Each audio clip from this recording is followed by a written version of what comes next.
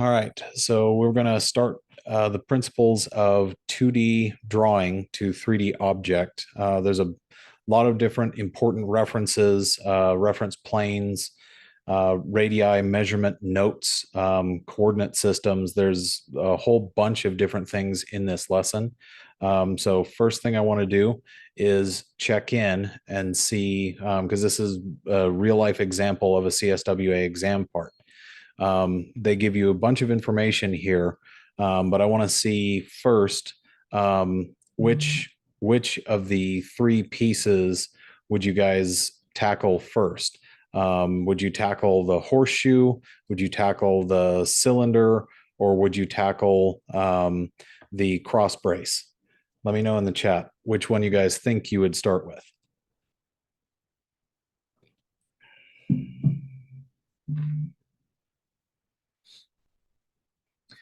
I'm curious to see what everyone's thoughts are, because this will help me get a sense of where everyone is.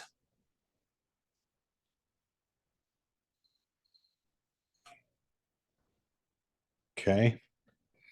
Seeing a lot of votes for cross brace. Good. Why do you guys think cross brace? Why would that be a good starting point?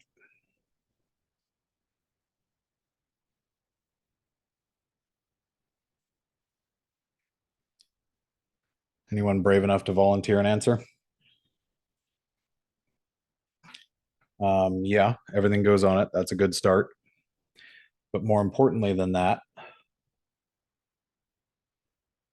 the horseshoe is referenced based on the horseshoe is referenced based on what the cross brace is doing.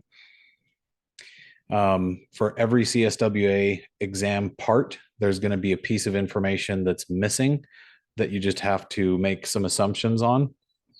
That's different for each different type of example, but this is actually a really, really good one to start with. And if we've got time, I'll try and go through one more, because this is also going to look for the center of mass for our coordinate system. And they change the coordinate system a little bit. And so we'll see how to get that information back out. So we're going to do a couple things first, and we're going to start with the symmetry. You could extrude it as a rectangle on one side lengthwise. Anyone thinks that's a good idea? Do you guys think there's a better way to approach it?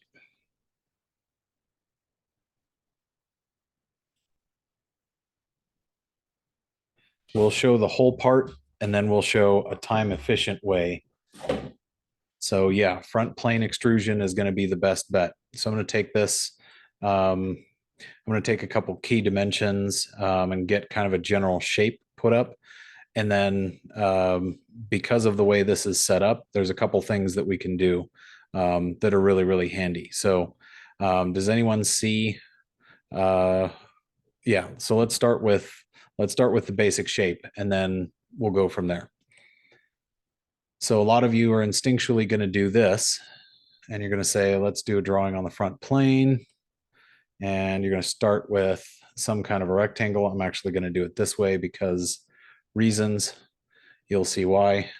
And then maybe you do another box. So there's some kind of cutout over here. Then there's some kind of cutout over here. And then maybe there's some kind of thing like this. Needs to be a line, not a rectangle.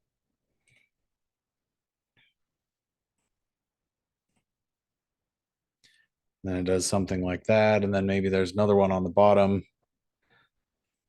And so maybe we have something like this as a general shape, right? Well, that's an understandable approach. We'll go ahead and kind of work from here.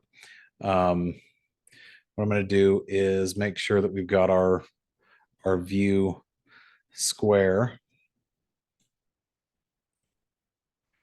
And then I'm going to move this to the side.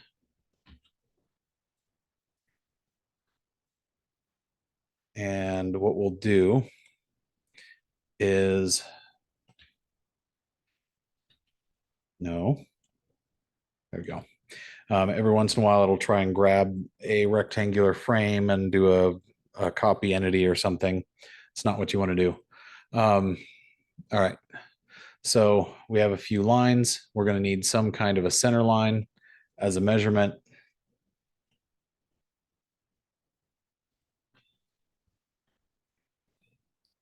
And we're going to need some kind of center line as a measurement through the other axis as well.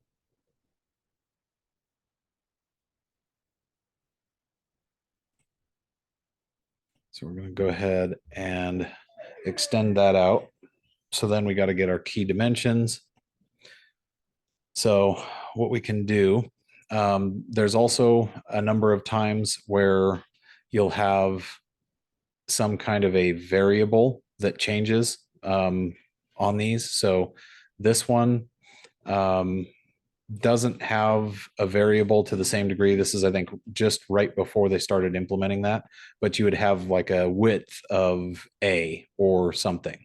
You would have some kind of variable in here. We'll learn about variables later. I just want you to be aware that those are coming because they will change. What happens if A was 60 instead of 40? And then you have to go back and redraw everything. But there's some easy ways to handle that and then some not so easy ways. So starting with this cross brace, we're focused on just this outer edge. So the total height is 60, total width is 60. So it's a square. So that's the first thing we're going to do is take measurements here.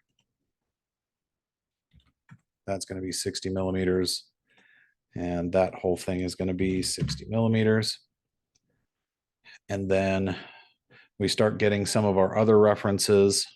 So 24 millimeter from one edge to the other, right? So from here to here needs to be 24. From here to here, we want to check and make sure it's also 24. Sometimes they'll change something like that and make it asymmetrical, but in this case, that's not. So they won't give you a dimension, for instance, here, but they will give you a depth measurement here. So if we're looking, you can see a couple of arrows pointing inward. What that means is the interior dimension of this is 6 millimeters. So I'll try and leave that zoomed in and blown up a little bit to make life a little easier for you guys as you're coming back around to follow up. Total width, we've got 50 degrees is another one that we want to pay attention to. So we'll come back to this one. And then 40 degree or 40 millimeters and 60 millimeters. Those are also ones that we want to pay attention to. So depth is going to be 6 millimeters. So same thing here. We want a distance of 24. Anyone already spotted a problem with the approach we're taking?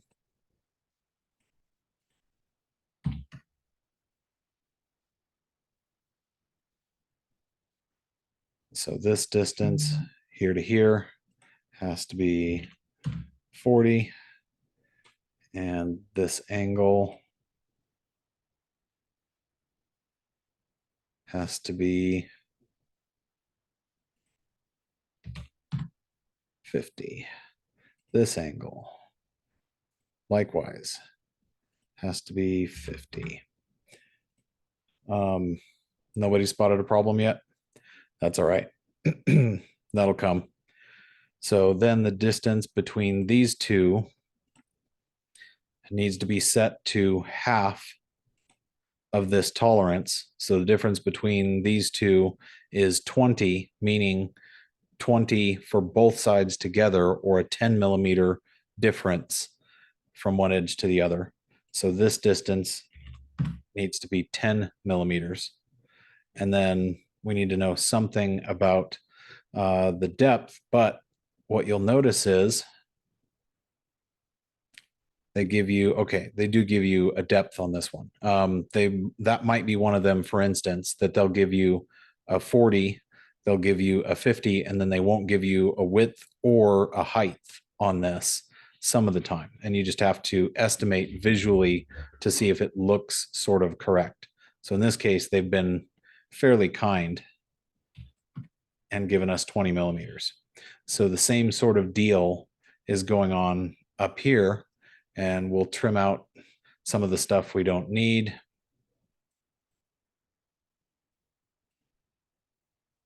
So same deal for this. Some of the stuff we don't need. Okay. And we can go ahead and trim out this section because we don't need that. We are, however, going to have to set some dimensions again. So same deal up here, 10 millimeters, same deal here, 10 millimeters. So these, based on all of the other parameters, we don't need to specify that the 10 millimeter separation will be here. We're just trying to make sure that each of these has a component.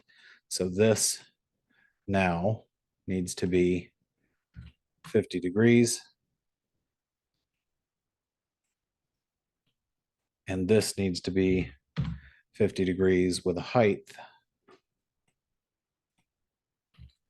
of 20.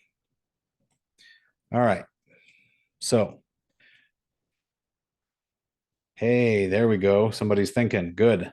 Yeah, so this took a lot of time to get everything set up, right? So what if instead of drawing a whole thing, we could draw half of the thing and then use the mirror tool, right? Use the tools to our advantage. So that's the right kind of question to be thinking, but I want you guys to be learning how to automatically think about that, right? So you could mirror across the top, you could mirror across the bottom, or think about this for a second. What if, because of the way this one has symmetry, what if you could only draw 1/4 of it? What about that? Would that take a little less time? Yeah, it would, right?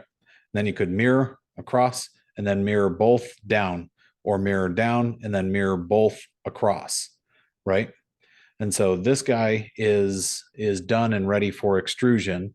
It happens to be 100 millimeter extrusion.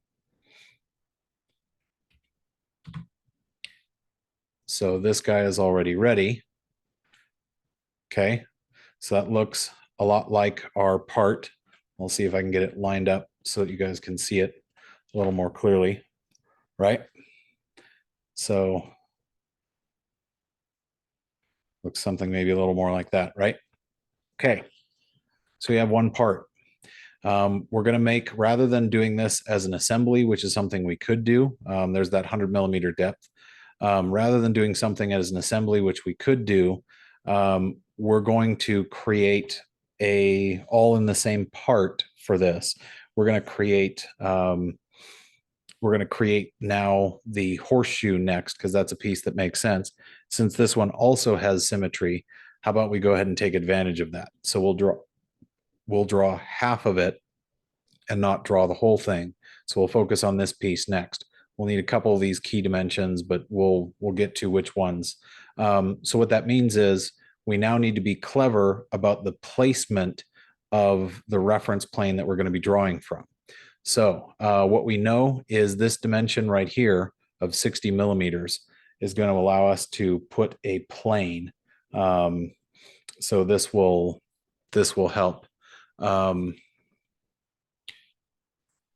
what we can do from that, yeah, good call, Michael. I'll take a look at that in a little bit later here and maybe just join that one, because I just haven't had time for a lot of extra tasks. What we're going to do is a reference plane for this. That's going to be a 60 millimeter separation from this front face. So let's look at how to do that. I've hidden this toolbar over here. So if you look under view and then toolbars, I have the reference geometry pinned over here to this side because I use it so much. You can use it up here. So either way, I just like the convenience of being able to set it up there. So what we need is we need to reference this front face. We need a separation distance of 60 millimeters, right? But we need to go the opposite direction. So we need to flip the offset. And now that plane is 60 millimeters inside of our part. So now we say, okay, I'm going to make this a little bit bigger just so that it's easier for us to visualize drawing on. All right, so now we have a plane that is the same separation distance as this 60 millimeters. So I want you guys to think about how we're drawing on this center. So I'm going to reset the view so that we're square on with what we're drawing and we're not going to have weird reference points. So I'm going to set a center line. So we're going to start a sketch on this plane. And I'm going to start with a center line. And the center line, we can reference what's already here. So I'm going to drag this way up because we're going to need it up here. And then we're going to need a couple pieces. We can do this by freehand drawing, or there's a couple other methods, but it's going to be easiest to do kind of a combination of rectangles and curves to get this kind of geometry. So what we have is a rectangle coming out of this, then another one on top of that. And then we have an arch coming up, and then we have a block. So we have a big rectangle up here. Then we have an arch coming down. And so we have a couple shapes that we need to make. So I'm going to make the left half as the starting point. You could do left or right half, doesn't really matter which, but we know generally speaking, we're going to need a rectangle here. We're going to need another rectangle here. And we're going to need an arch. So it'll come up some distance. We're going to need a rectangle somewhere up here. And we're going to need some kind of I'm going to do a 3-point arc here. You can turn a 3-point arc into a center point arc. No, I'll go ahead and do a center point arc so you guys can see where it's at. So 3-point arc, I'm just going to set it at an arbitrary point. So the first one needs to be somewhere on this center line. We've got an arc, so that's going to come up. Then we have another one that's going to come from somewhere up here, just on the interior, and come up to the top somewhere up here. So we know we're going to have some kind of geometry like that. And then we can start working from here on the particulars of how that geometry all connects. So what we want to do is recreate some of these features. So the depth needs to be 16. The depth here needs to be about 10. So what we're going to do is start there. The overall height will be 36. So we start doing smart dimension. Nope, step out of that. Get back into the sketch. Overall height here to here needs to be 36. This width overall needs to be 16. This part we can clip out. This height needs to be exactly 12 to match up with our height. That way it fills in this whole space. Otherwise, we can get some dimensional inaccuracies. The radius here of the little guy is 24, and the radius is actually anchored. So that center point is actually right here. So the difference between here and this top plane needs to be 0. So we move the center point of that arc up, and then we set the radius to be 24. Then we've got our outer arc. So this one needs to be, and because these two angles are share a common origin, we're going to be adjusting these. So this one is a radius of 36 millimeters. So we've got our two radii fixed. This one will get some curvature, so we'll do a sketch fillet here, which will make sense shortly. We're going to set the overall height of this block. So the height of this block, right here, we have a distance of 80 from the base of this horseshoe to the top. So we're going to set that dimension. 80. So we're already starting to get pretty close to our overall geometry. But what we're going to do is kind of finish some of the last key parameters here. 24 is our overall thickness. So we need to use half of that, which is 12. So from center line to outer edge here needs to be 12. Okay, now we're going to come in and start doing some trimming and revisions. So each of these, R4 means a radius of 4. So we're going to do some curvature there, radius of 4, and we'll see what that looks like. So we're going to do a curvature in the sketch, a sketch fillet here to here of 4 millimeters. Arc 2, yes, even though that will delete geometry, we're going to do that. And so we're going to go ahead and do that. And then we're going to make the same radius between these two. Yes, we're going to create and destroy points of reference. That's fine.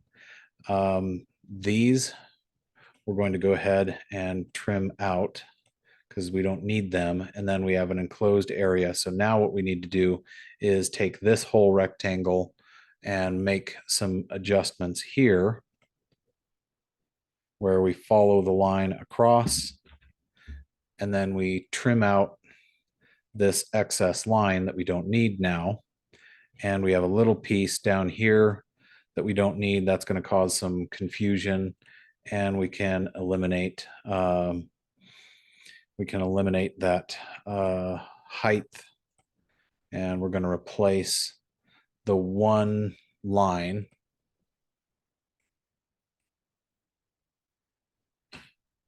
Actually, that created another little piece, which we don't want.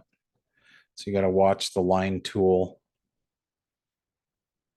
Okay, so this whole enclosed space will represent an area, and we make sure that we've got all of our dimensions.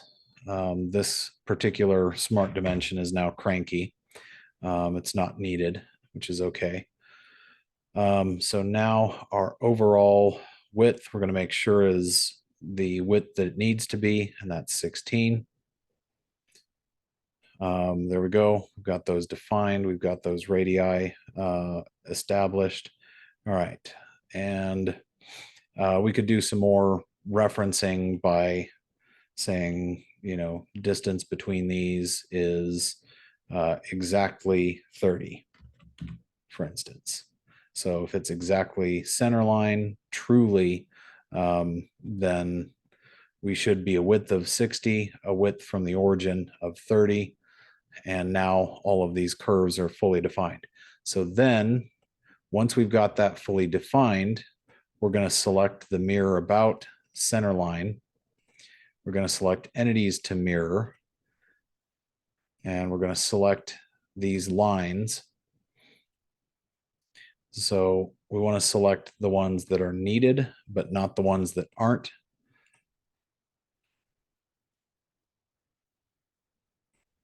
All right. So that creates that whole geometry. We're not going to recreate this center line.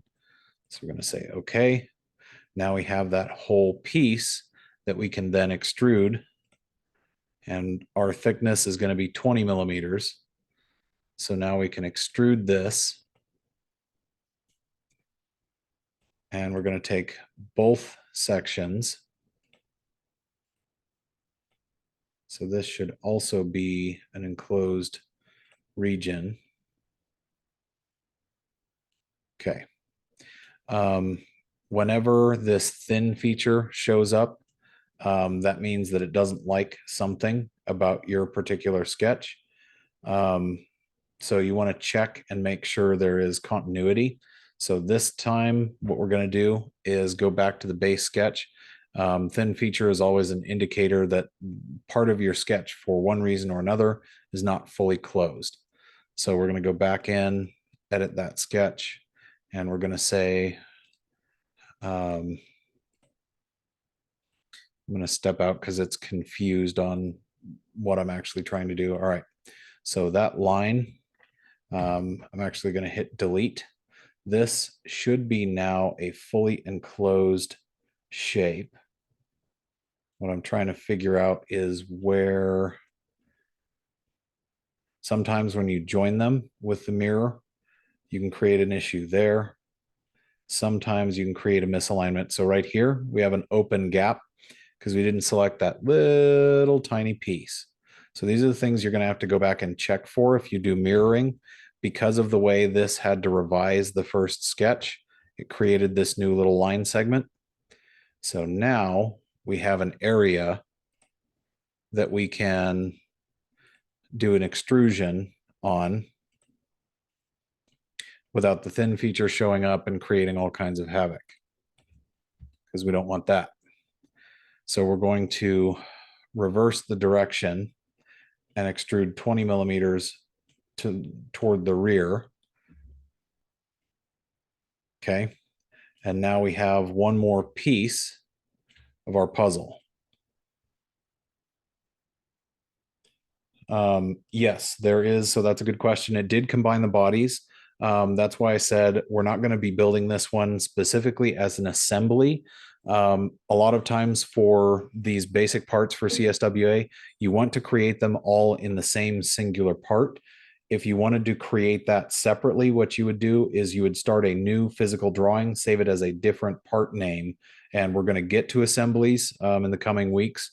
We're just not quite there yet. Right now, we're trying to do more complex parts all in a single drawing where you have to make use of multiple reference planes, reference points, spacing, center lines, axes.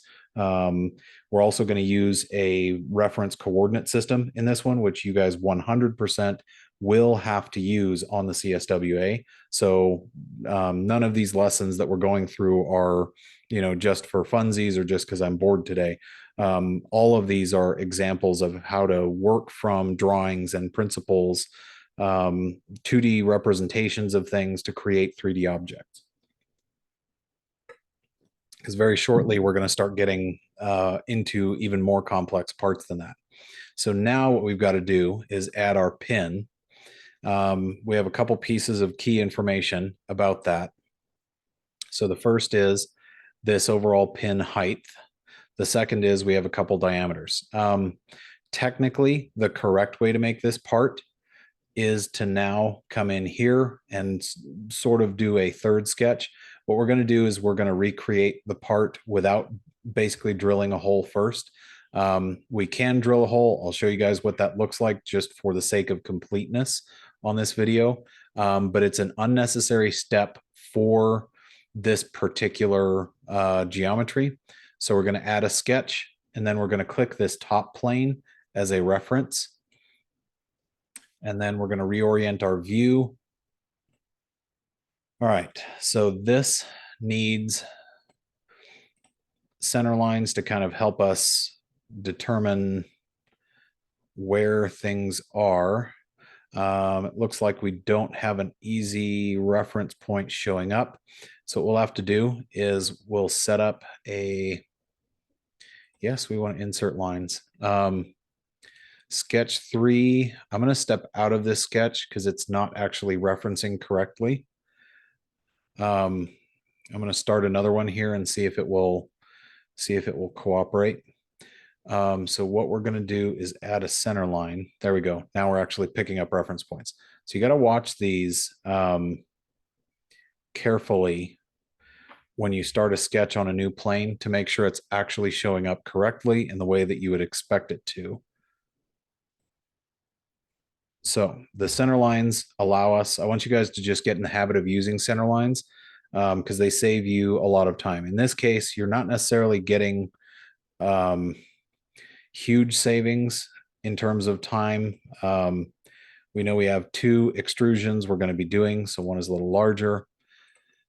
This first one is a diameter of 12.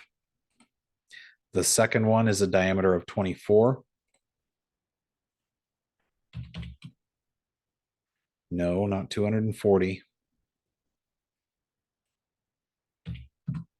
24. So you can make edits to the primary value before you do any accepting.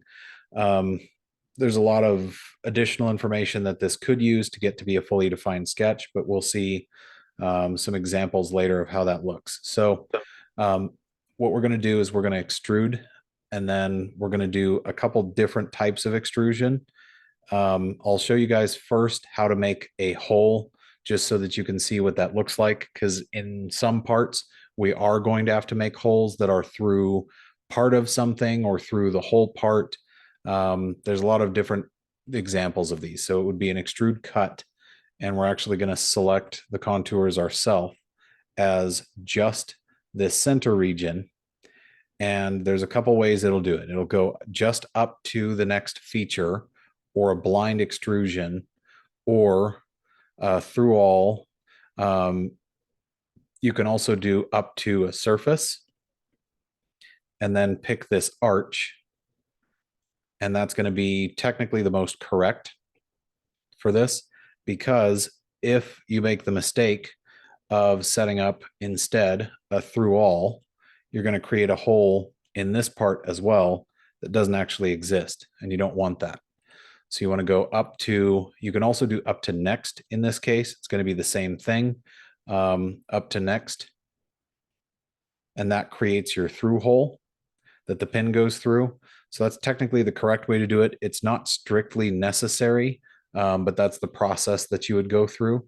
So if I delete that feature, it'll take me back to this sketch.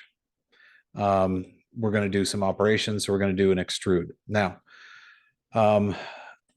dimensions wise, we know the overall extrusion height is 100. We know an approximate height, or an approximate, an approximate height to what this is. We can't use something like a mid-plane extrusion. You'll find out why later. So we're just going to focus on first this height above. And so they happen to have given us that, and that's 60. So 60 above, 40 below is what that means. So we're going to extrude the whole center pin, the whole center of the pin, 60. So we're going to select this region. We're going to select this inner region, and above this, we need 60. And we can do multiple operations on the same part. So 60 above, 40 below. So we're going to do another extrusion, and we're going to drop down the part tree, drop down the last extrusion we did, and select sketch 3. And we're going to select the contours here. Only we're going to go, we're not going to include sketch 4, just region 1. We're going to change the direction and change the dimension to be 40, and it's going to be 40 below that face. So now we have the whole of that central pin. We're going to do one more extrusion. So this is where not making new sketches, not doing new things is going to really be helpful. We're going to extrude that outer region, and we're going to extrude it to a height of 20 millimeters. But what we need to do is, instead of from the sketch plane, we actually need to do it from a face. It'll be this top face, and then we need to flip direction downward. So that way we get our extrusion going the right direction. Now, the main thing that we need to adjust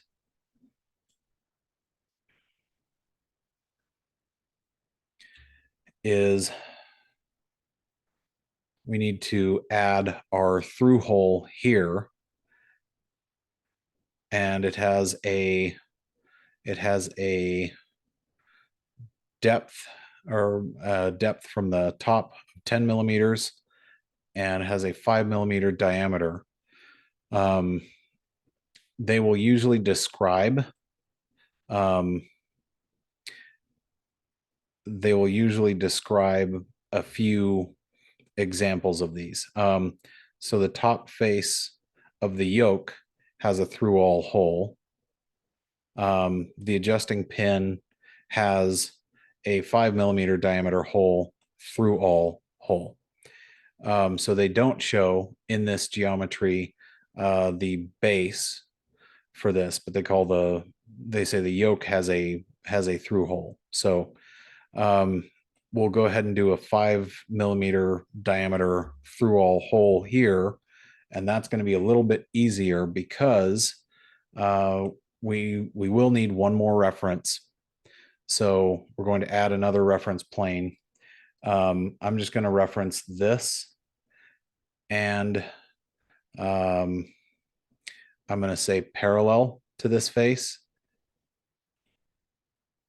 And what that's going to do is, on the very face of this, on the very face of it, we're going to be able to draw at the center line a circle. So I'm going to reorient our view and zoom in to where we're making the through all hole.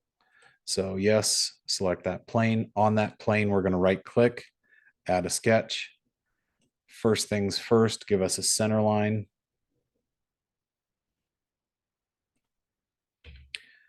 And then give us a 5 millimeter diameter hole at a distance. So 5 millimeter diameter at a distance. Now, thing to note is that's a center to center distance. So center line distance, not an edge to edge different distance. So it's symmetrical on the part. It won't always be that case. So then that does a through all cut.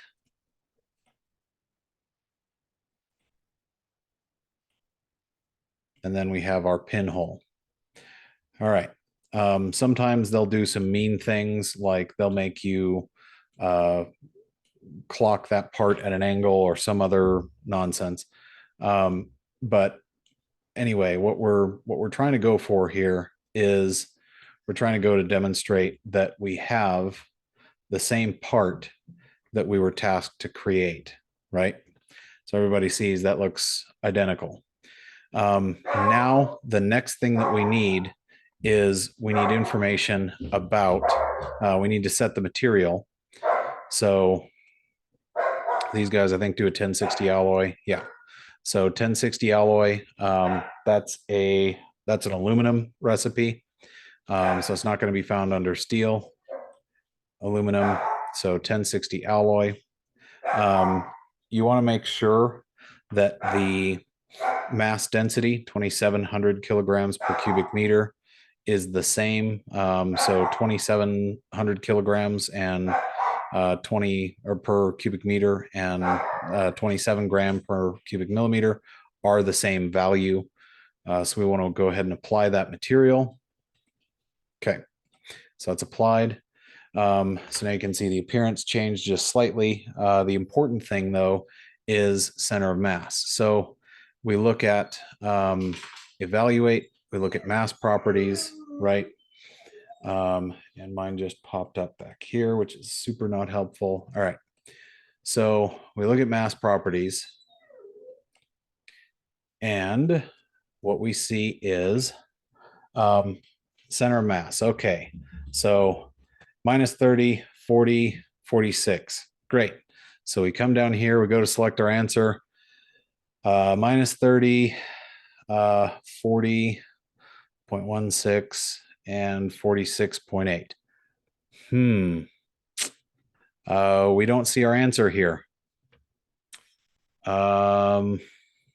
Okay, so now what do we do? Obviously, we panic, right? No, panic is never the right answer, so please don't do that. We look for a second again at the drawing to see what we missed. So right here, if we zoom in, minus x, minus y, and z.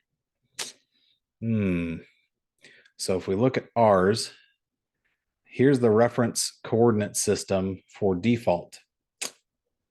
So it's showing you right now where the center of mass looks like. So what we need is if that's actually our center and it's actually somewhere along that plane, that's a problem because that's not quite correct. So what we need is, instead of being at the right angle, that's saying positive x is going off in this direction, positive y is going off in this direction, positive z is going. So that's just all kinds of wrong. So instead, what we need is we need to insert a new thing that you guys haven't seen yet, and that is a reference coordinate system. So what we actually want to do is we want to pick this corner, because in our drawing, that's what this is. It's that front corner. So we need to pick that corner. Okay. So right now, positive y is up, positive z is out. So positive z is out. So that part's correct. Negative x, x is red. So positive x is this way, positive y is this way. So negative x is this way, negative y is that way. So now we actually have a correct orientation because blue is z. We now have a correct orientation, and we can use whatever name we want to call this. Vertex 1.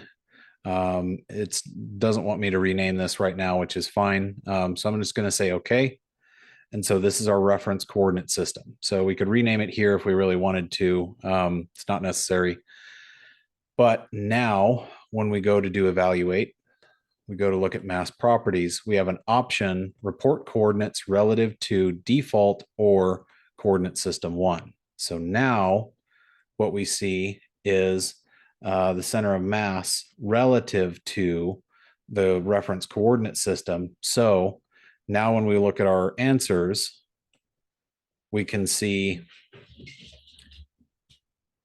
our 30, 40.16 minus 53 is exactly our answer D. So this is the correct answer here. You want to pay attention to all of those kinds of little details on those, and especially setting up a reference geometry when evaluating the mass, because even though you had the correct part, you could have spent all of that time and then said, that 46 is closest to this 50, and maybe not seen that the negative 40.16 there or something, right? So you could have chosen one of the negative 30 answers and gone, well, 50, that's kind of close to 46. So because they know that, they include an answer that's there to trip you up. So a lot of you could have answered C and you would have scored 0% on that, even though the absolute mass is within 1% of accurate and the density is correct. The center of mass would be wrong by more than 1%, and then you would not pass that exam because those are scored very harshly. So that's the reason why we're paying attention to those. Okay, questions on this first one?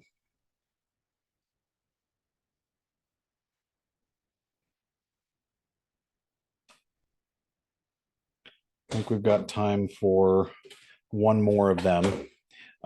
Something else to keep in mind is this is something you guys are going to need to be able to get to a level where you can recreate these inside about a 30-minute window in total. So that's something that's going to be a little bit of a challenge.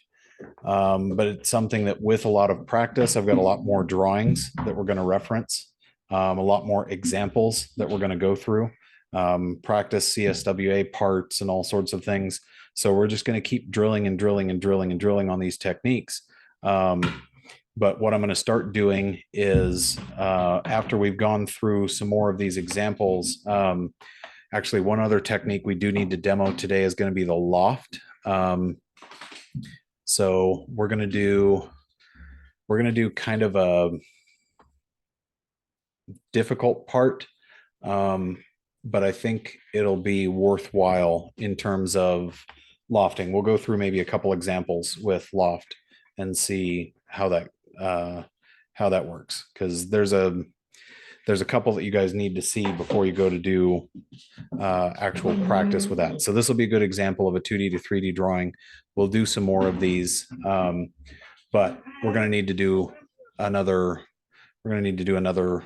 couple new parts for sure. So lofts are going to be lofts are tricky, but they're a very powerful technique. There's a couple very interesting kinds of shapes that you can do with them. So maybe I'll try and go through a few different examples so that you can see how they're used. Because there's some easy ones and then there's some much harder ones. One of the things that you want to reference is you want to start with, we're going to add a sketch for this one. Let's do top plane. Let's do that. A top plane is going to be the easiest. Yeah, so I'll do this example because this is one of the favorite demos that I do. If you start with a hexagon and then you go up to another kind of geometry, let's say you go up to a rectangle, we're going to exit this sketch. We're going to add another reference plane.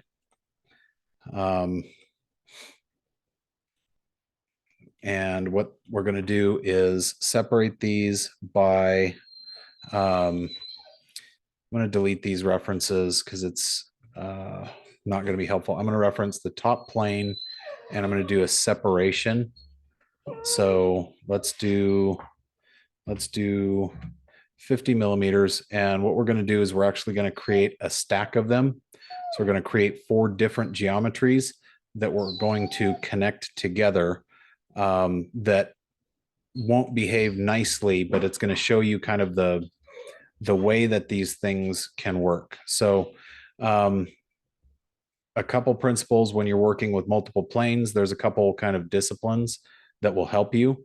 The first is you want to right click on the actual plane itself that you want to add a sketch to and hit add sketch. Or another thing you can do is hide these planes from view while you're not working on them so that you only got the one plane to work on, so that you don't know, basically so that you don't see what it is that you're going to be fighting with. So this one, we're going to do kind of a rectangle geometry. So we're going to hit OK. We're going to do one more on this plane. No barking. No barking. You're not the guest star today. We've got one more. We're going to do a circle geometry on this plane using the same reference point. It's going to be a little wider.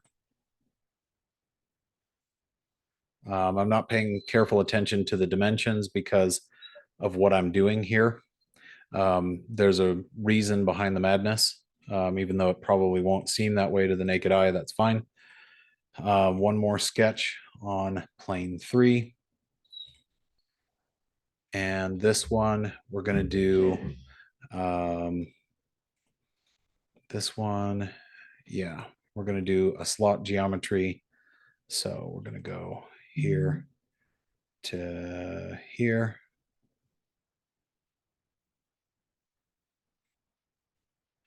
Okay, and then on the last plane, we're going to do another, I'm going to make that visible.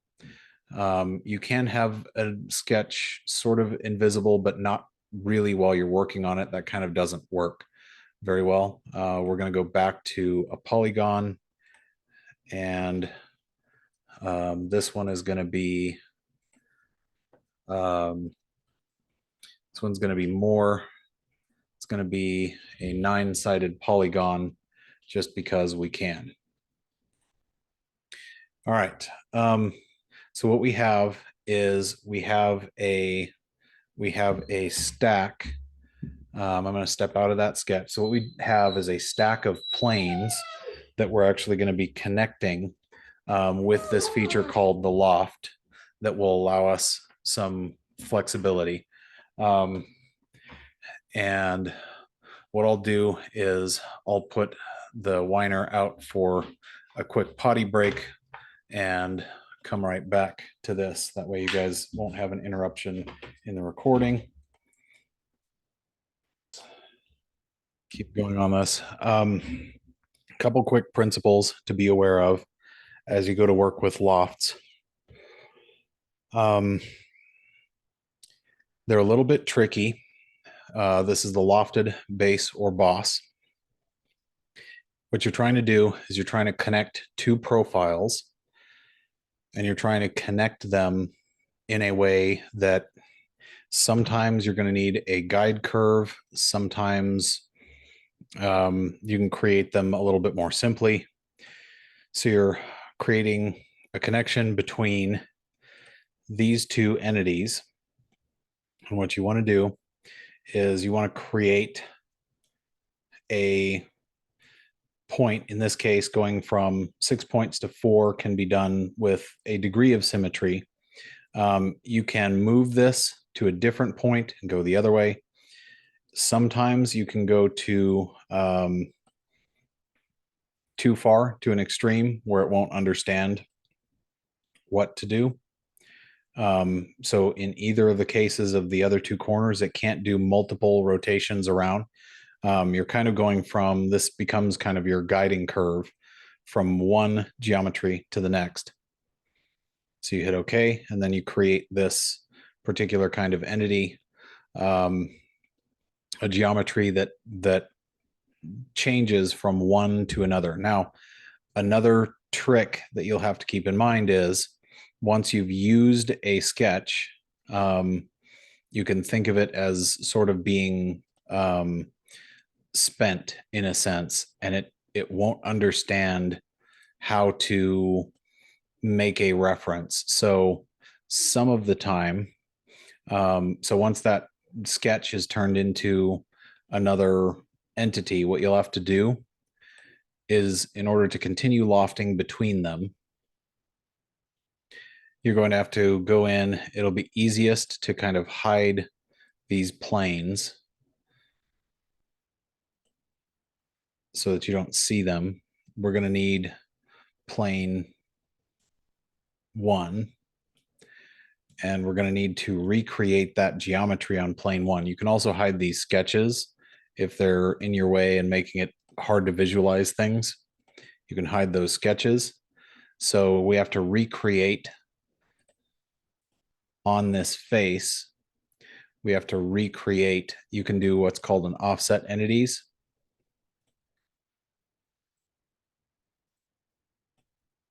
And it creates all these line segments because you've changed something about the geometry. A lot of times an offset entities of 0 is going to be the quickest way to remake a sketch like that.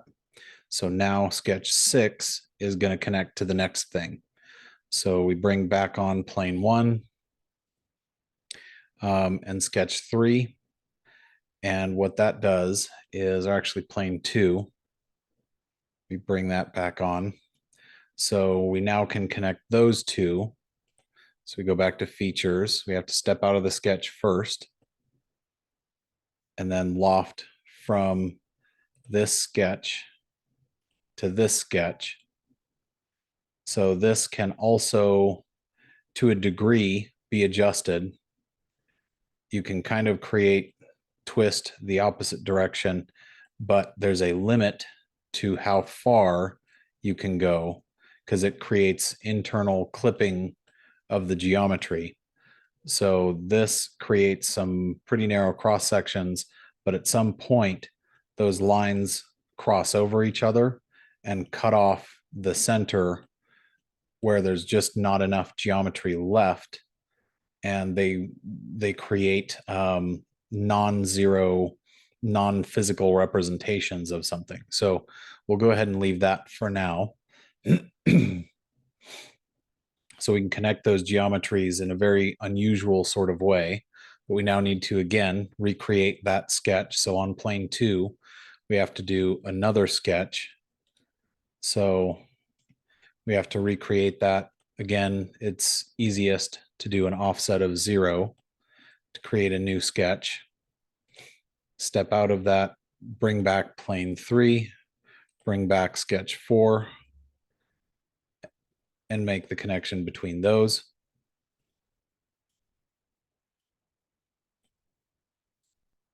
So here, you're probably not going to be able to do a whole lot because there's going to be some difference in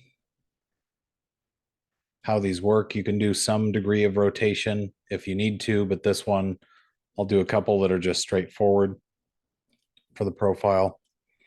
And what this does is allows you to connect all of these different sorts of geometries. And so the planes, yeah, when you do reference geometry, to answer that question, you increase the number of planes. So what I did is I selected the top plane, then I changed the number of references. So how many of them, what are the copy number, basically number of planes to be created based off of that reference at a separation in each case of whatever the same dimension is. So each of these I can now hide the planes that we don't need. So we're still working on plane 3. And once you get to start doing operations like lofts, you really have to have a mouse with something like a scroll wheel. Trying to rotate views otherwise becomes very burdensome. So it's not recommended. So plane 4, we're going to go ahead and visualize again. Sketch 5, we need to visualize again.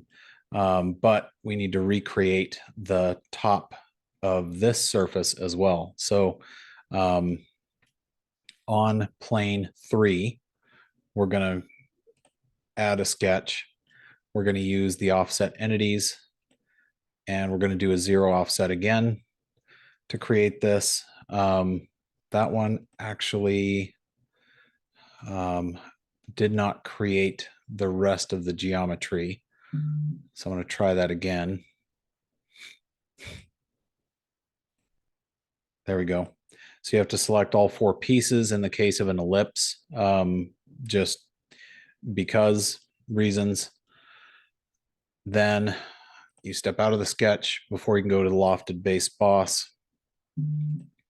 And you want to connect this entity with this profile.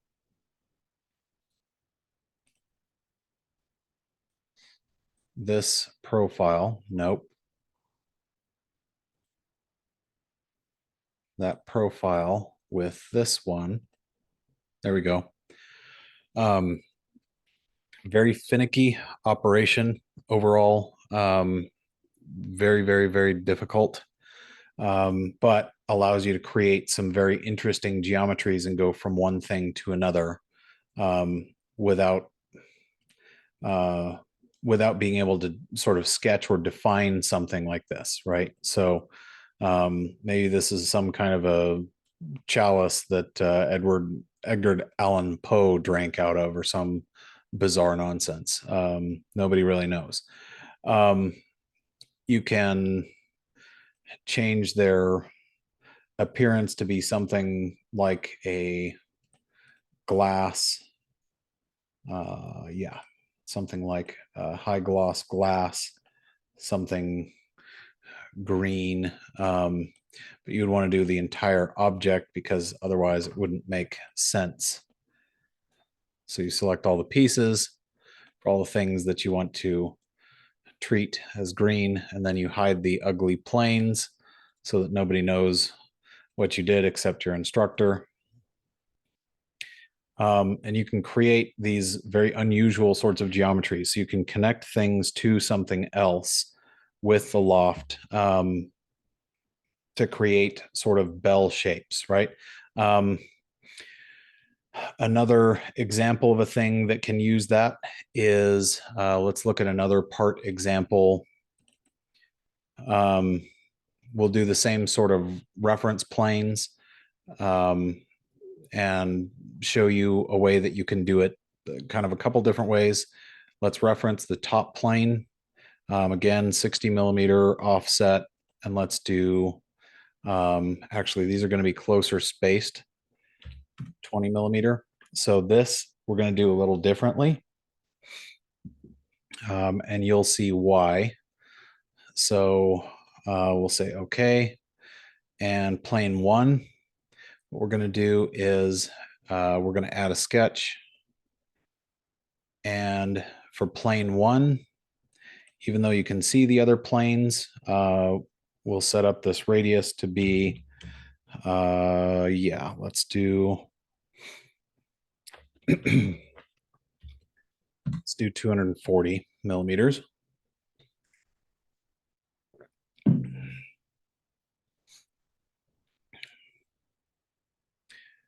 Yeah, that'll be good. Okay, that one's done. Plane two, we're going to add a sketch. We're going to offset entities. We're going to do a reverse offset, and we're going to do 30 millimeters. And yeah, we'll do 20 millimeters at first. And we'll do another where we do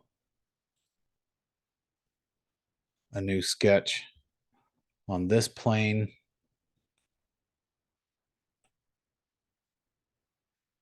And I'm actually going to use offset entities. Nope, that's on the same plane. So step out of that sketch. This is why you got to double check and change angles sometimes, or hide planes and do all sorts of things. Offset entities. So reverse direction. So we could do, this one is going to be a little steeper. 30, let's do 40 millimeters. And then, yeah, that's what we'll do. Then we're going to step out of that sketch. On our final plane, we're going to do one more. We're going to do offset entities. We're going to do a reverse of that, and we're going to do 60 millimeters. Actually, let's do a little more. Let's do 80 millimeters.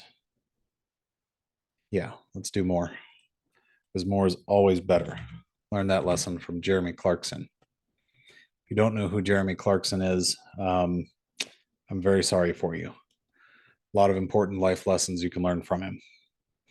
Like, don't punch a guy in the face over a steak unless you want to get hired by Amazon. Let's see. All right. So we're out of the sketches. What we need to do is go back to features and loft them. So first two, we're going to clear selections. First two are going to be these two.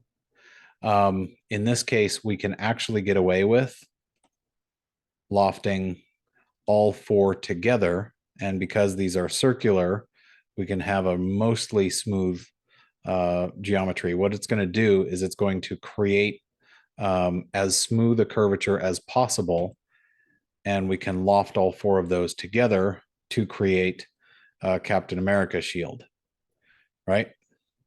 So we can change the curvature and measure some different features at different diameters. And we can do a lot of interesting things with lofts that you wouldn't be able to do as easily otherwise, because trying to extrude these and get that kind of a curved, continuous curvature profile without doing something like a revolve would be very, very hard. But maybe that doesn't work for the particular geometry you're using. There's lots of different reasons why that wouldn't be an option. If this is a solid disc, like part of a wheel or something, this is another way to be able to do that kind of feature and geometry. So the loft can be used to connect different planes with different sketch types on them and create a smooth transition from one geometry to the next. So it works especially well when you're using similar geometries, but every once in a while, something just isn't, right? So somebody that wants to be different in their travel mug design that has a circular base and a square top, or trying to recreate a glass design or something that transitions from hexagonal or octagonal to round at some point.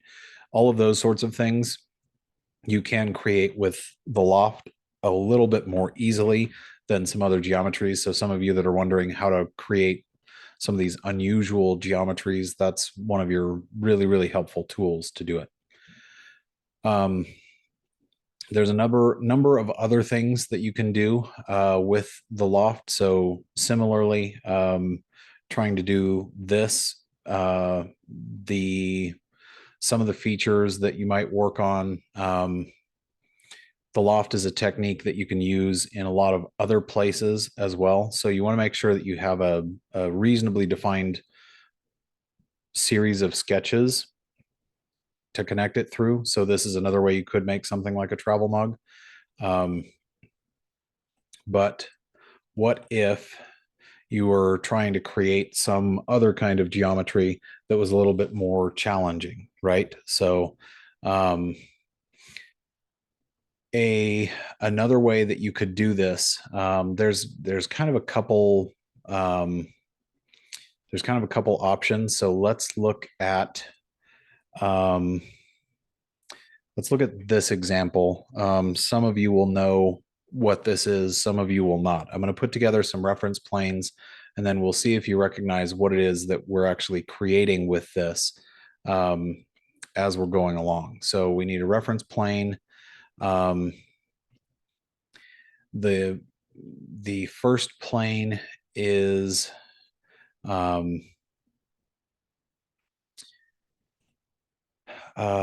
first reference plane is going to be, yeah, let's do a right plane, because reasons. So we'll do a right plane, 20, let's do a 30 millimeter offset, and see what's going on. All right, 30 millimeter offset. We'll do a sketch on, we'll do a reference plane on the actual right plane as well with a 0 offset.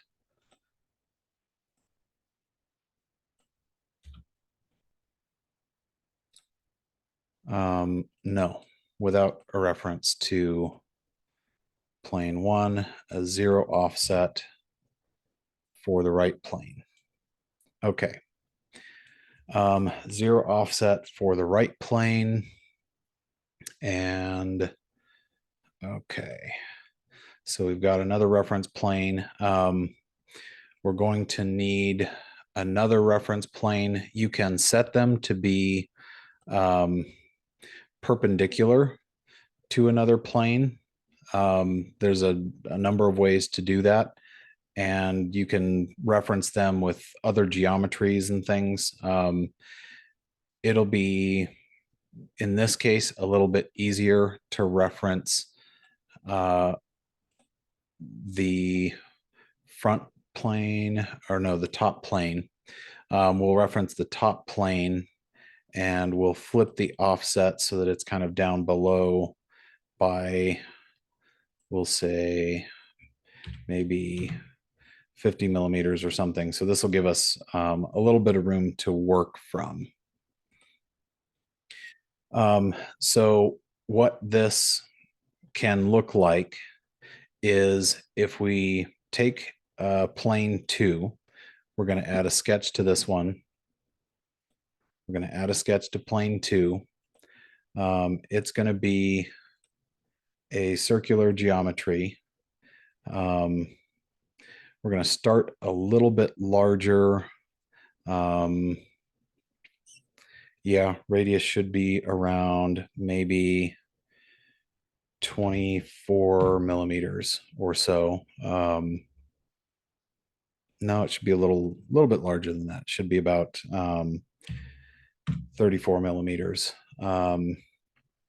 Somewhere about, for this spacing, 24 is going to be a little bit more believable. Okay, so 24, and this is going to have a reference height. I'm not going to do a lot of specifying because I'm not going to draw the entirety of the part. I'm just going to give you an example of what this would look like. We're going to add a sketch to plane 3. We're going to add a sketch to plane 3. So this needs to be a little bit wider. I'm going to set it about, still needs to be along the same center line. There's some reasons behind that. This needs to be a smaller reference diameter. So something like 12. Might be a little bit too aggressive. We're going to do, let's do 18.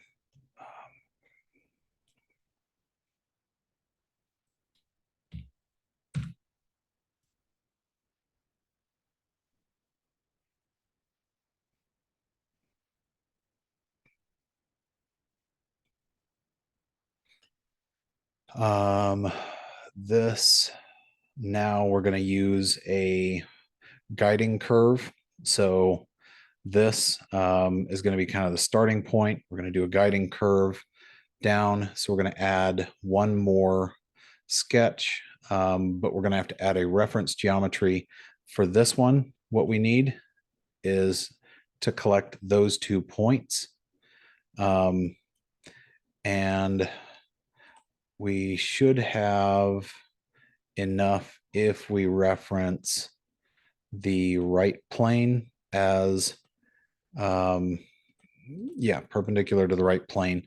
So what this will do is this will set, we need to define all 3 of those because reasons. And what we can do is then do a curve and do, we can do a center point arc. Actually, we're going to have to do a 3-point arc because reasons. So a 3-point arc between these points, and then have some kind of a reasonable radius.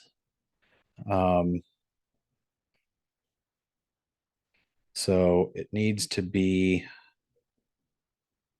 something like this,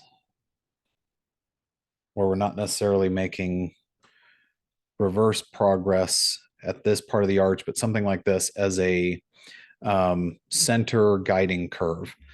And we'll see how we can use that with the loft feature between these points. So if we're trying to do a loft, we're trying to connect this profile to this one. It's going to try and make the straightest, smoothest transition possible. Well, maybe that's not what we're trying to recreate. Maybe the guide curve is this one, and what we want is we actually want a center line, not a guide. So I'm going to clear these selections, and we're going to do a center line parameter and say this should be the center line. And you can change some of these other parameters. It's probably best to leave them around the default. What this does is this allows the curve to follow profile. And then similarly, you could come back in and you could use the loft cut, which is kind of just the opposite of that geometry. You could recreate the same pieces and do something like this, where you would sketch on this front surface. You would do a sketch on this front surface with offset entities, reversed. Let's do 5 millimeters on each side. Okay. Same sort of thing. We're going to exit that sketch. We're going to do another sketch, offset entities. And so because we're still on that same plane, we're not going to get our geometry where we're actually trying to. So we're going to start a new sketch. Now we're going to reference this lower plane. We're going to do an offset to the reverse. And we're going to again create on plane 4 a new sketch. So we're going to step out of that sketch. On plane 4, we're going to add another sketch, and we're going to create another 3-point arc between these 2 points and make it match the geometry as best we can.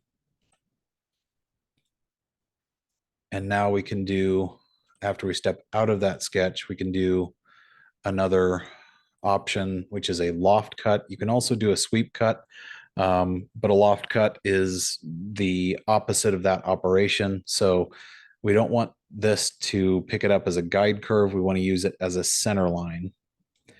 And we want to use this profile and this profile. Okay. So what that does is now creates a cut that follows that continuous changing geometry and maintains a roughly parallel wall thickness for a part. So there's a lot of different examples of what that could look like. So this might be, for those gearheads out there, for instance, this might be a cross section of a housing for a turbo or supercharger or something like that. For the rest of you, this might be a really funny shaped macaroni noodle or something, right? But now you know how to make that, and it's not necessarily going to be using the sweep depending on what it is. If the geometry is changing from one profile to another, this is a really good option in terms of features that you can use. So a lot of things that you can do with this kind of geometry, but that's the power of using the loft. So long as you're paying attention to in that operation, as long as you're paying very careful attention to what your profiles are and whether or not you have a center line or a guide curve to help. Because if we severely change that guide curve, then it won't be able to recreate. There's kind of a certain level where if we change that guide curve too much, it won't be able to recreate the geometry. So we can make some changes, but they're severely limited. So if we edited this sketch and this were actually brought out,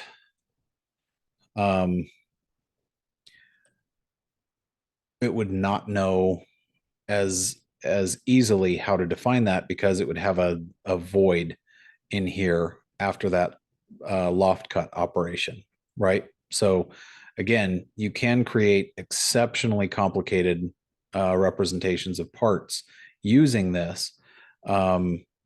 You just got to be really, really careful about how you go about them and how you go about doing them. So there's a lot of little details that we have to pay attention to in terms of how we operate. We'll reset that so that's correct. So a lot of things that we can do with the loft. It's a very powerful tool to be able to get complex geometries quickly. More likely than not, you won't really be in a position to do any kind of lofting for the CSWA. So we'll cover it today. We may use it occasionally, but it's not one that's going to be super duper heavy. I just wanted you guys to see different examples of how this practically goes into use and how this stuff works. So that will hopefully help help kind of get you guys oriented in the right direction. Questions right now on the loft? Anything like super unclear or things that you guys are confused by?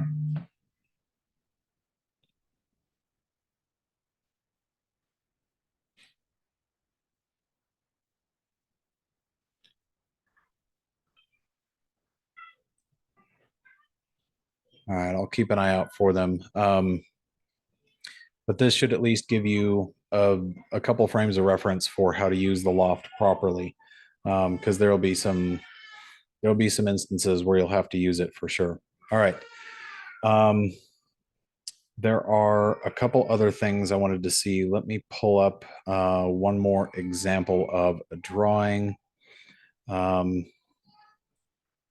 This one might be another good example. Let's see.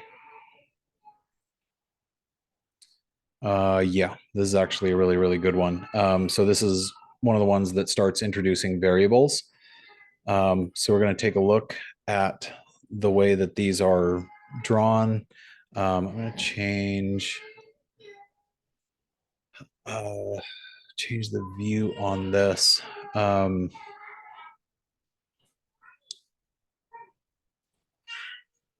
right. Yeah. There we go. That'll be a little bit more visible for this.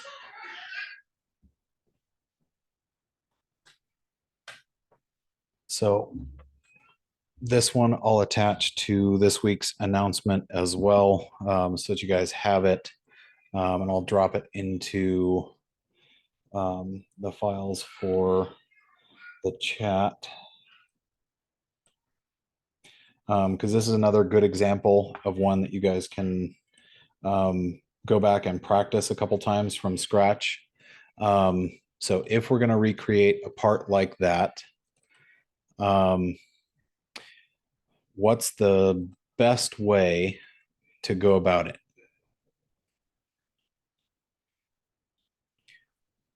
What do you guys think?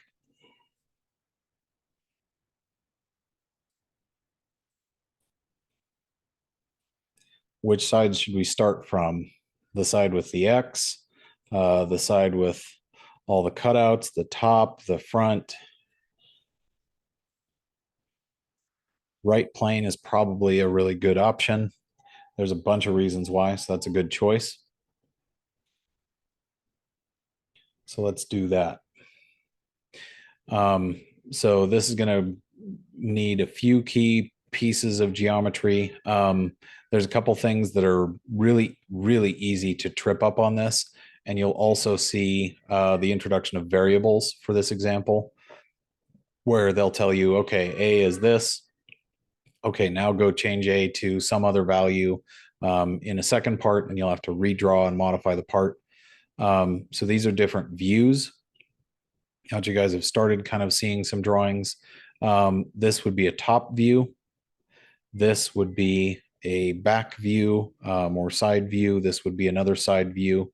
So this could be technically, yeah, this should be back view, because anything with the dotted lines is on the other side. So back view, top view, with this being the back, and what looks to be right side view of the part. So recreating this on the right side is going to get you the most of the geometry for the fewest number of feature operations as possible. And that's really where we want to start. So we have a rectangle, we have a circle down here, we have a rectangular cutout, we have another rectangular cutout. So we want to recreate as much of that as we can. So we start on the right plane. And yeah, I think we got enough time to do this one. So this will be the last one for today, but it's a pretty important one. So corner rectangle. Then a circle somewhere up here ish. And a rectangle for a cutout. And then another rectangle for a cutout. All right. This is all the key pieces that we need. And then we start doing some smart dimensioning.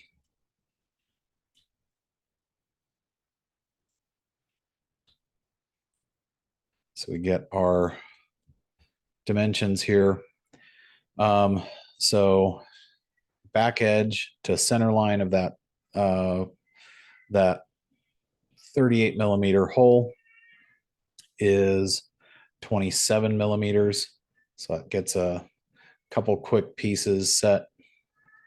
So 37 millimeter diameter hole, back edge to center distance 27. 27.6 is not too far away. So we've got a couple more. 29 is our depth and 3.3 is our thickness for this one. 29, 3.3. Then we need to set the height, 12.5 depth from the top.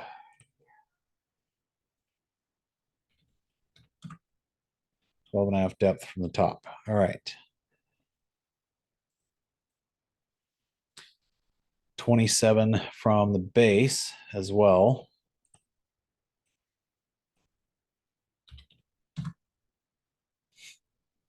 And then overall height.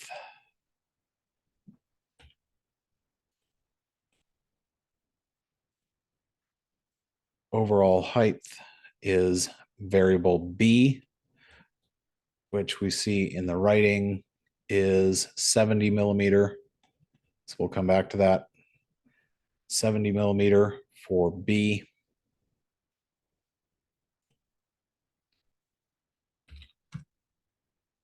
All right, so 70 high. Then that cutout is 19 millimeters in height.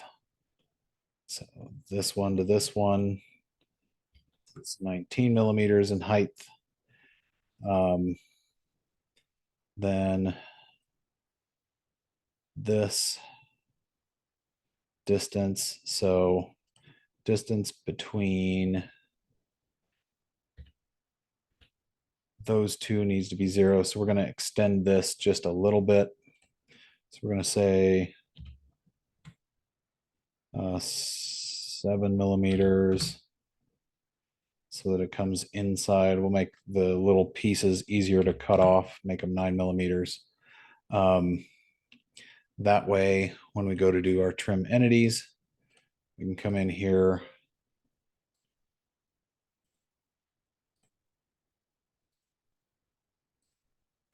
All right. So now we have our base geometry already established. And what we can do is we can get, let me double check that is 37, 38. 38 is what this actually is. 38 millimeters. All right, so 19 millimeters, there we go.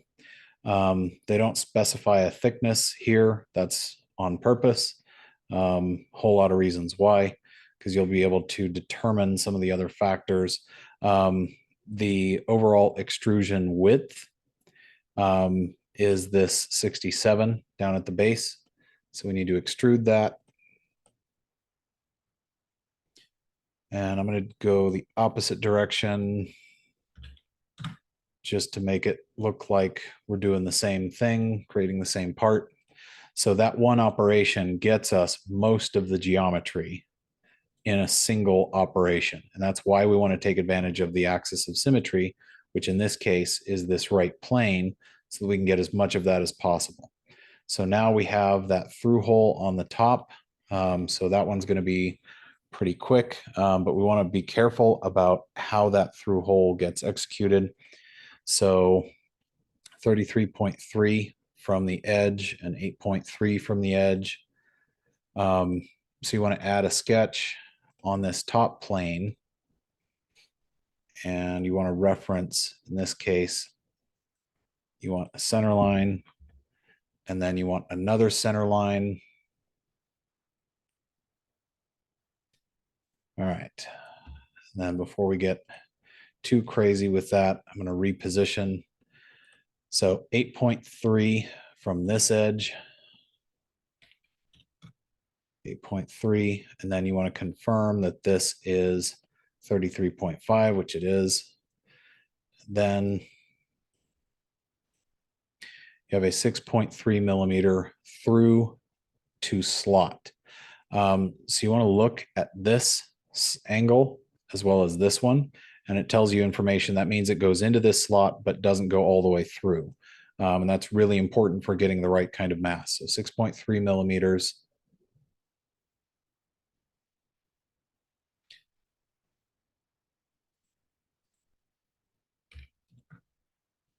6.3 millimeters. And now we're going to do an extrude cut for that one.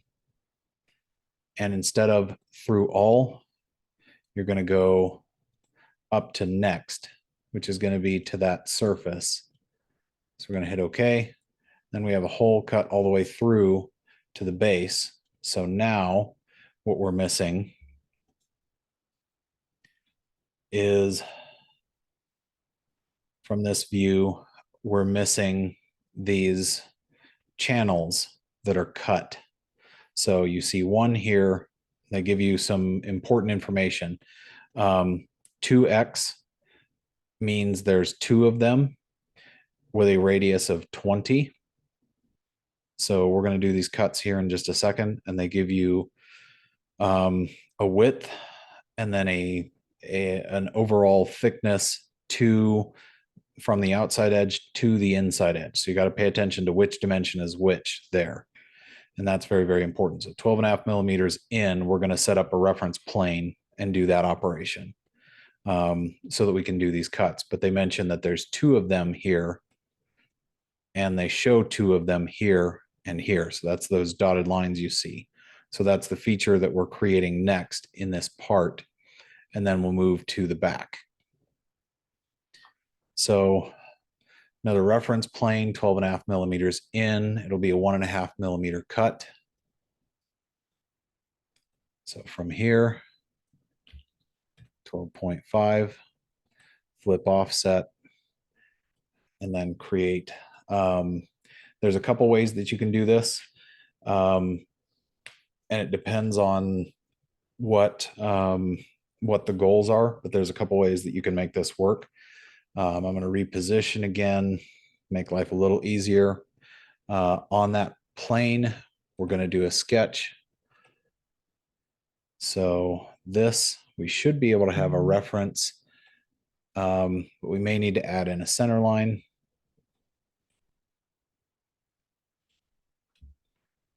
So what that'll do is give us a couple of reference points for this geometry.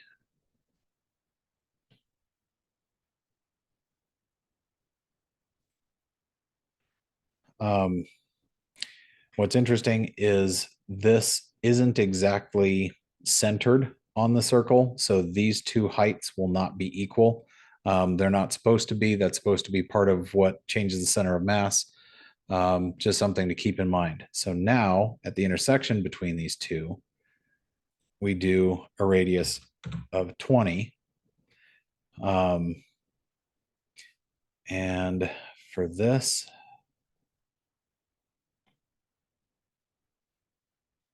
That's interesting. I'm going to reposition this relative to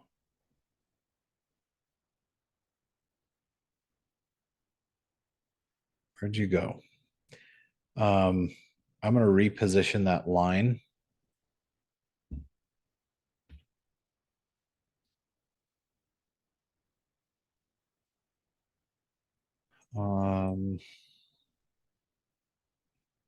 Yeah, where'd you go?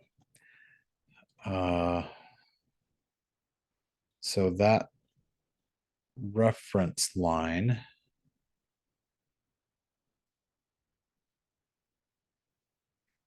here we go.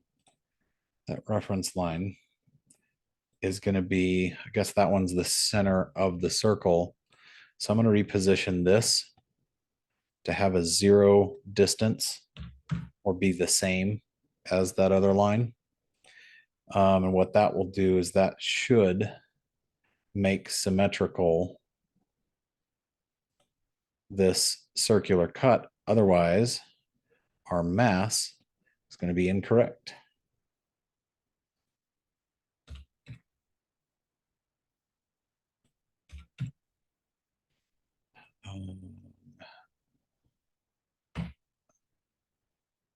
Sometimes you have to step out of the smart dimension to get this to cooperate. No, I just want to delete that so that reference goes away. All right. So smart dimension between those two, there we go. That value needs to be 0 so that now this is symmetrical as it ought to be. And we can do a cut here. Then we can do the same kind of thing, the same kind of cut from this edge without having another reference plane and all the rest. That's going to save us a bit of time. So we do an extrude cut. And we do opposite direction, blind 1.5 millimeter. So coming this way. Okay, there's our through cut. We're going to do the same thing, but we're going to do, this one's a little bit trickier because to get it symmetrical, what we have to do is we have to first pick what we're doing the extrude cut with, sketch 3.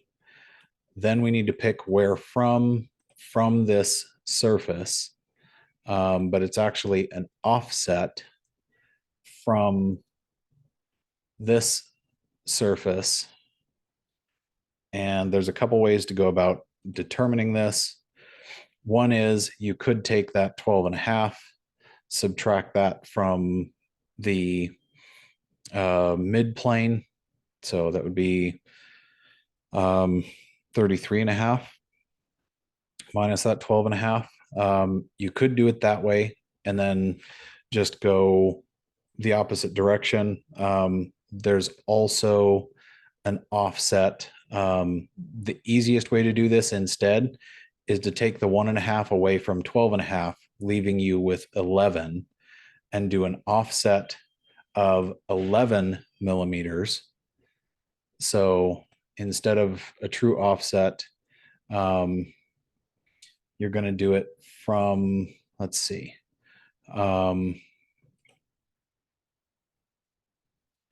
You can also do a reference, and there's a kind of a couple ways to do that.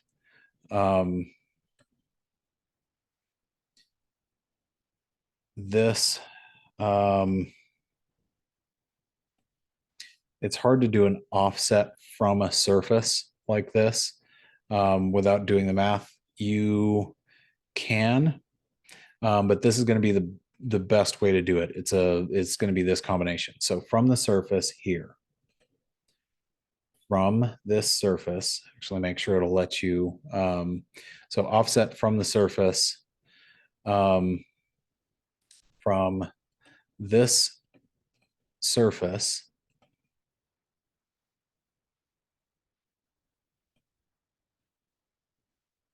So this is the direction.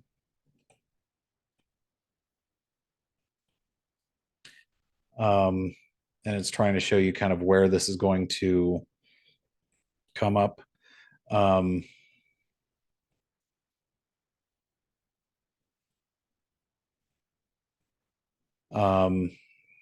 Offset from the surface is going to be, we actually want it in the direction of, see if I can get it to go in the direction of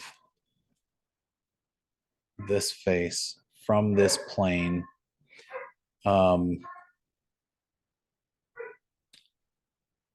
And from the sketch face, from face one of, we'll do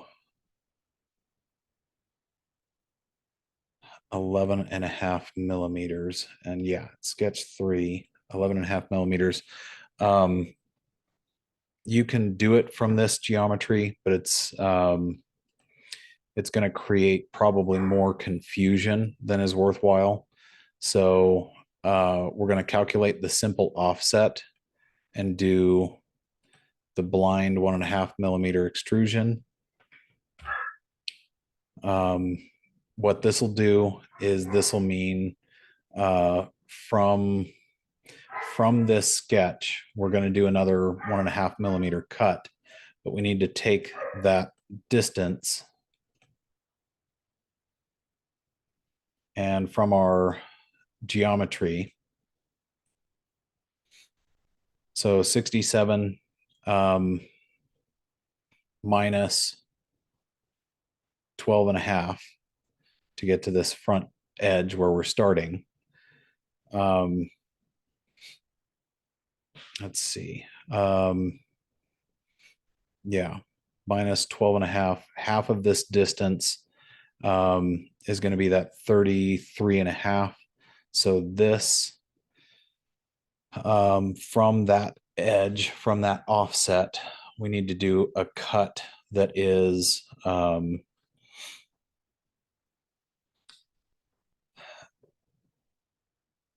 half of that dimension. So let me see. Yeah, scribble. So from this edge, we need to go, what we're trying to do is measure the distance basically from here to here.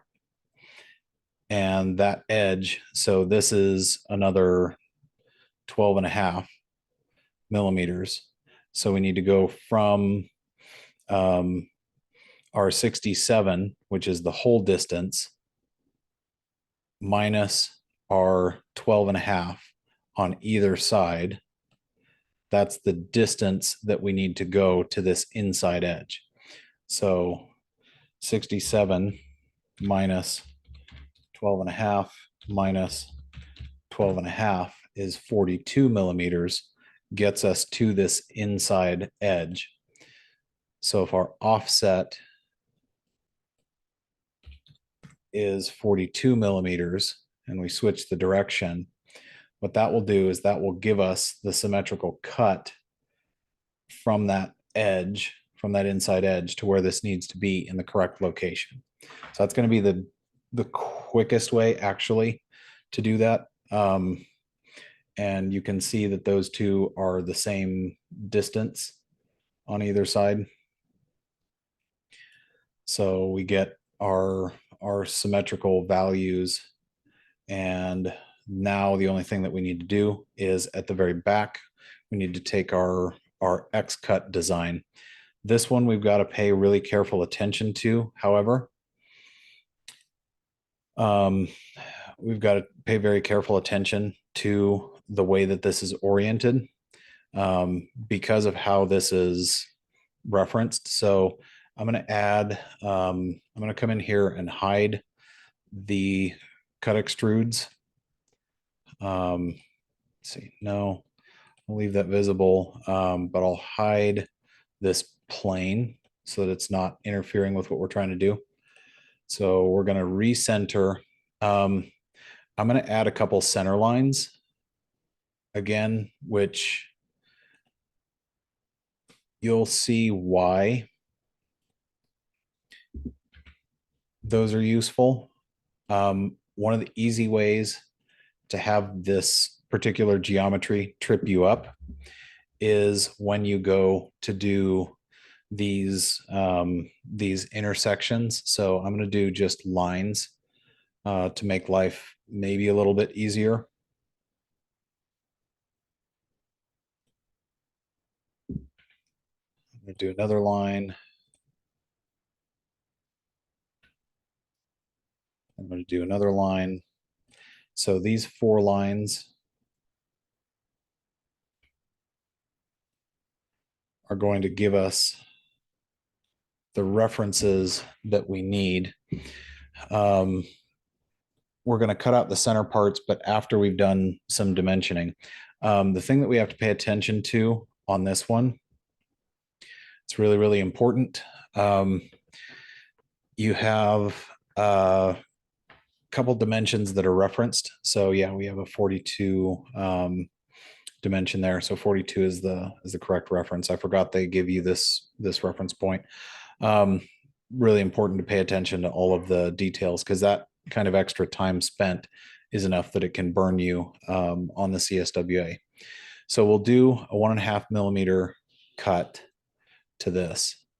We'll come back to that. This, however, is this dimension here is very tricky, because a lot of people look at this and go, okay, so from here to here is 4.8.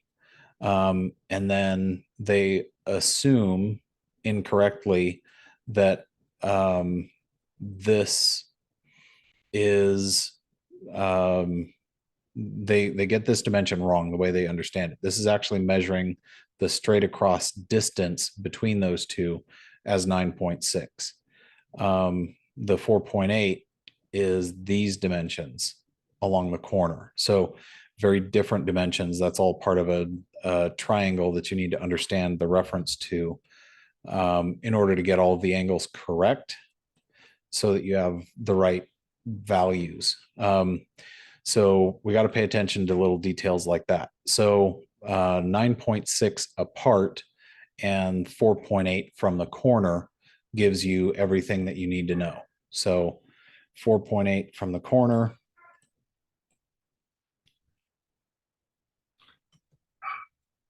4.8 from the corner.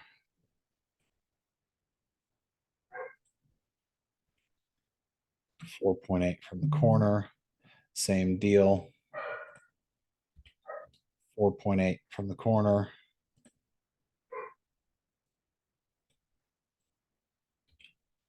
4.8 from the corner.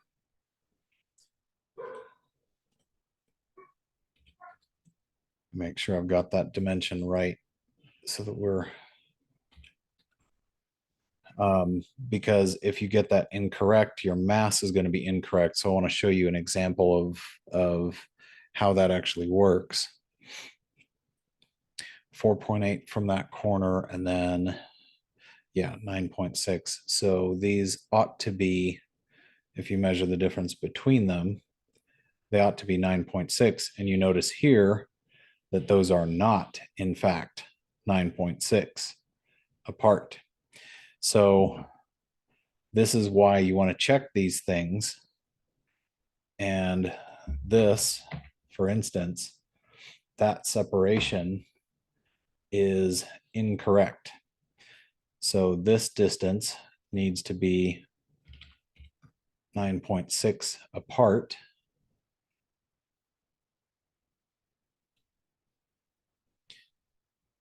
Uh, 9.6 all the way apart. This is actually 4.8 from this. Oh no, this is that's what this is. So this is actually not measuring those. So let me correct this so that you see what's going on. So that was the mistake on this one. So it's a worst center line. So from a center line, this distance is 4.8. the total distance is 9.6. So the 4.8 here is incorrect. We need to invalidate those.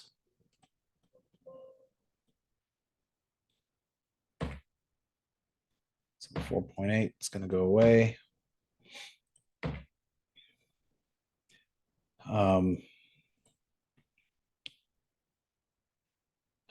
First thing we need to do, since this gave an angle, is set them to be 180 degrees apart.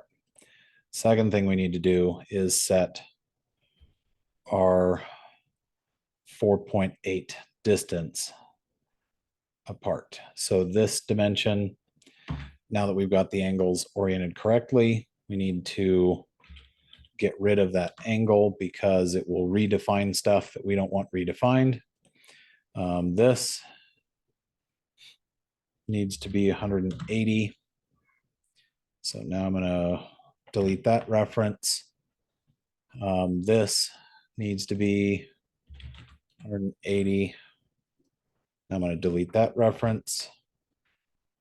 So these two need to be 9.6 apart from the center line, and 180 and delete that reference again, get ourselves positioned 4.8.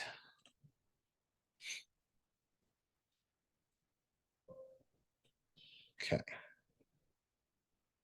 So this, I can delete this one.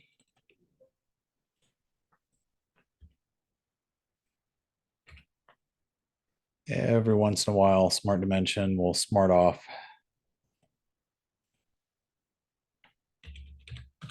4.8, and you can manually set this to be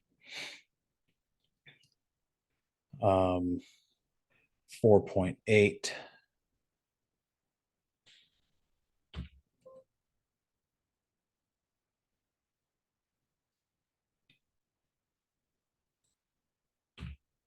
All right.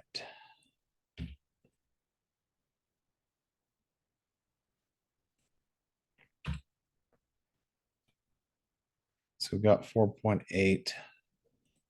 I should be able to reference this at 9.6. This one, what I'm going to do is I'm going to break that particular association because that's interfering.